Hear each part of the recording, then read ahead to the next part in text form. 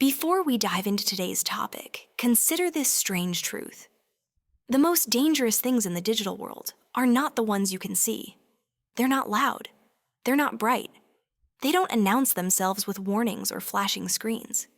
They hide inside the ordinary, a document, a photo, an email that looks routine, waiting for a moment of human curiosity.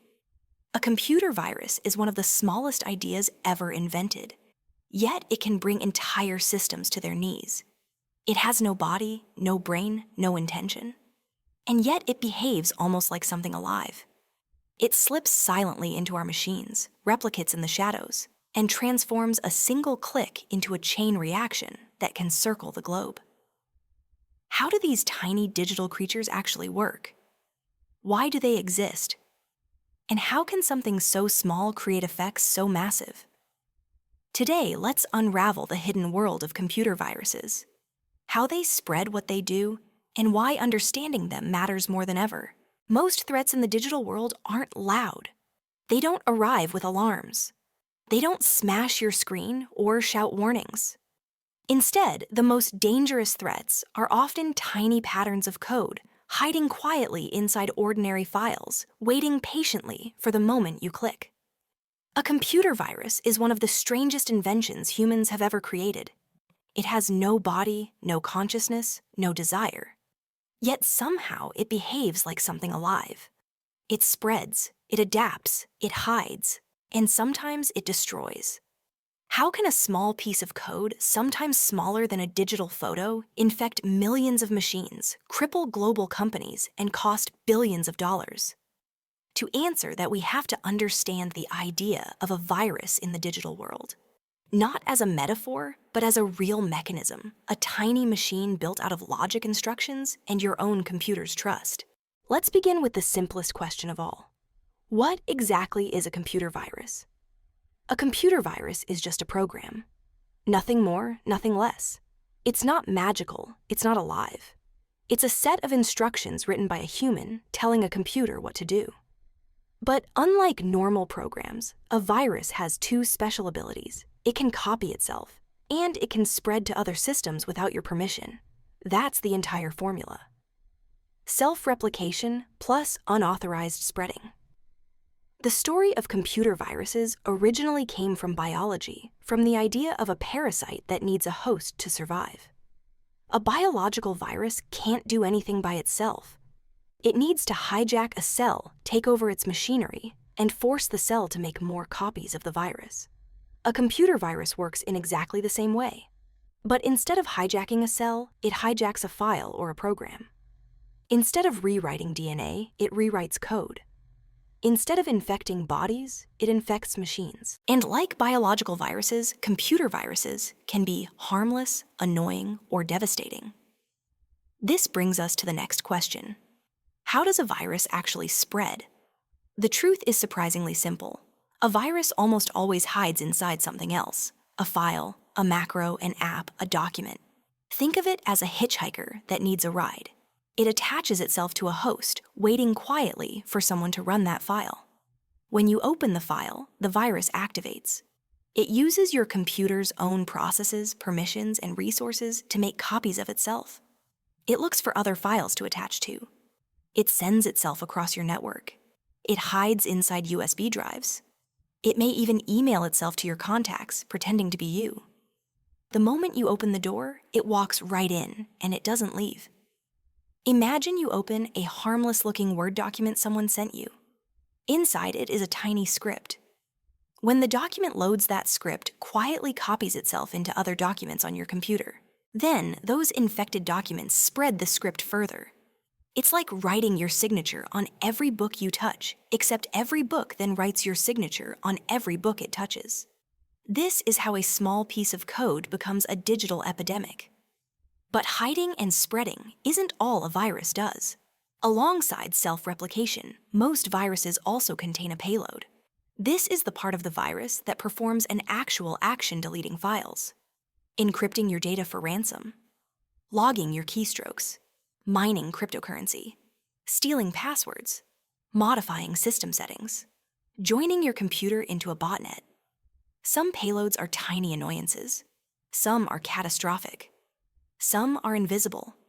The virus doesn't care. Because it cannot care, it simply executes the instructions it was given. So, what kinds of viruses exist? It turns out there are many each with its own signature personality and behavior. The simplest category is the file infector. This type of virus attaches itself to executable files, the programs you run. Every time you open one of those infected files, the virus spreads to more files, piggybacking quietly on your everyday actions. It's like slipping a note into every envelope you open. Next, there are macroviruses. These hide inside documents, usually Word or Excel files, using the macro scripting language built into Microsoft Office. When you open the file, the macro runs automatically, infecting other documents and spreading through email. Macroviruses became incredibly common because they didn't require users to install anything. People simply opened documents and the infection spread like wildfire. Then we have boot sector viruses, which are more insidious. These viruses infect the part of your system responsible for starting the computer. They load before the operating system itself does. It's like a burglar sneaking into your house through a secret basement door you never knew you had, and waiting for you in the dark every time you go downstairs. Some viruses are far smarter than we expect. Polymorphic and metamorphic viruses actually change their code each time they replicate. This makes them incredibly difficult to detect. Every mutation looks different, even though the virus behaves the same. It's like a criminal who changes their face every time they appear in public, impossible to identify by sight alone. A relative of viruses called a worm doesn't even need a host. It spreads independently. Worms can infect thousands of machines in minutes without anyone opening a file. They move through networks the same way a disease moves through a crowded city, fast, silent, and often unstoppable. These categories show that computer viruses aren't just bugs in the system. They're engineered strategies. Each one is designed with intention, creativity, and sometimes disturbingly artistry.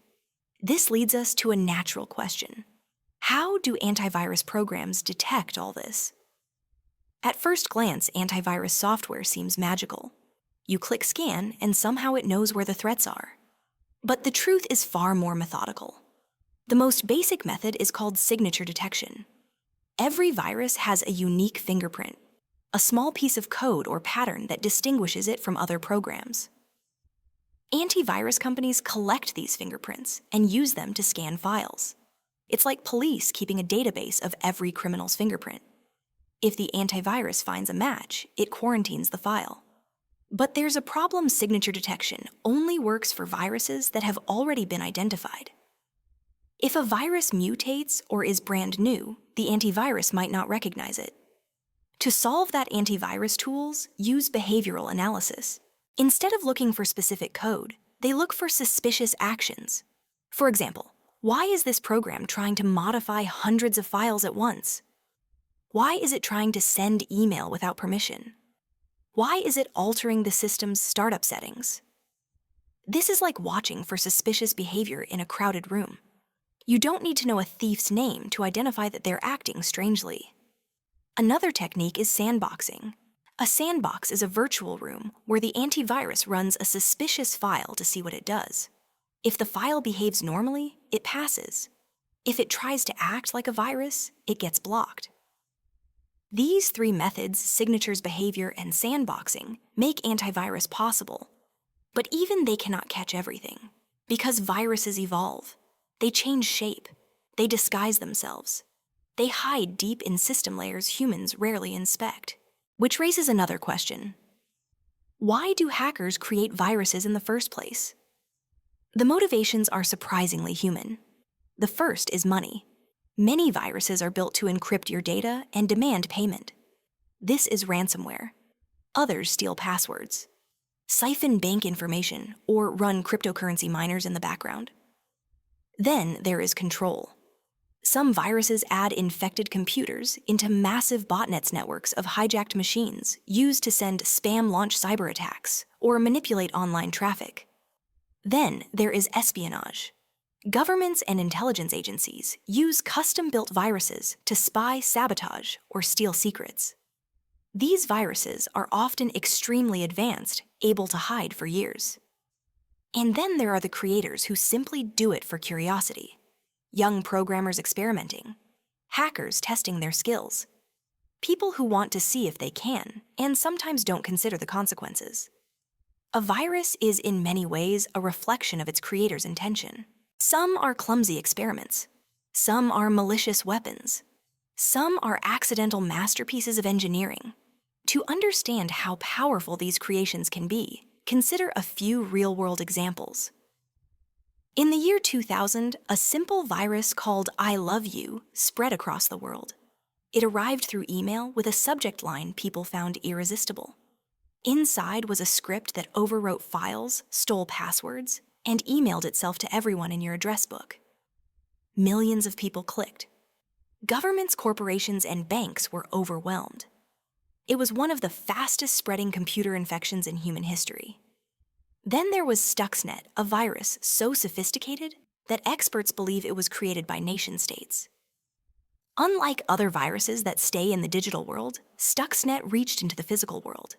It targeted industrial machinery, causing real-world damage while disguising itself as normal behavior. It was a glimpse of a world where digital code can break physical systems. And in 2017, WannaCry ransomware spread across the globe in hours. Hospitals had to turn away patients. Companies froze. Data was locked, encrypted, held hostage. A tiny piece of code brought entire institutions to a halt. These cases show a sobering truth. A computer virus doesn't need to be large. It doesn't need to be complex. It just needs to spread fast and hit the right systems. Which leads to the final question. How do we stay safe? The answer is surprisingly simple. Don't open files you don't trust. Most viruses still rely on human curiosity. A click is often all they need. Keep your operating system updated. Many viruses exploit old vulnerabilities. Use reputable antivirus software. Even imperfect protection is far better than none. Don't plug in random USB drives. Infections spread through physical media more often than you expect. And above all, back up your data regularly. A virus can destroy files, but it can't destroy a backup. Computer security is rarely about being invincible. It's about being careful consistently and intentionally. But there's a deeper insight hidden inside this topic. A virus isn't dangerous because it is powerful. It's dangerous because it uses your machine's power against itself. It hijacks trust. It exploits convenience. It thrives in the small blind spots we ignore. At its core, a computer virus is a reminder that in a world built on information, even the smallest fragment of code can reshape everything. It is not technology that makes viruses powerful. It is the human behavior they rely on. We are the entry point. We are the vulnerability. And ultimately, we are the ones responsible for understanding what we install, what we open, and what we allow into our digital lives. The more connected our world becomes, the more valuable that understanding becomes. Because in the end, the most dangerous viruses aren't the ones hiding in the dark. They are the ones we never realize we invited inside. If there's one lesson hidden inside the world of computer viruses, it's this. The greatest vulnerabilities in our digital lives are rarely in the machines themselves. They're in us. In our trust, our curiosity, our instinct to click before we think. A virus doesn't need to be powerful to be effective. It just needs a user who isn't paying attention. And that's what makes learning about these threats so important, not to live in fear, but to live with awareness. Because the more connected our world becomes, the more one mistake can ripple outward. And the more valuable it becomes to understand what we allow into our devices, our networks, and our lives. Technology will continue evolving. Malware will continue changing. But the simplest form of protection will always be the same. Think before you open. Pause before you trust. And remember that even the smallest piece of code can have the biggest impact. Thanks for watching, and until next time, stay curious, stay safe, and stay one step ahead of the machines.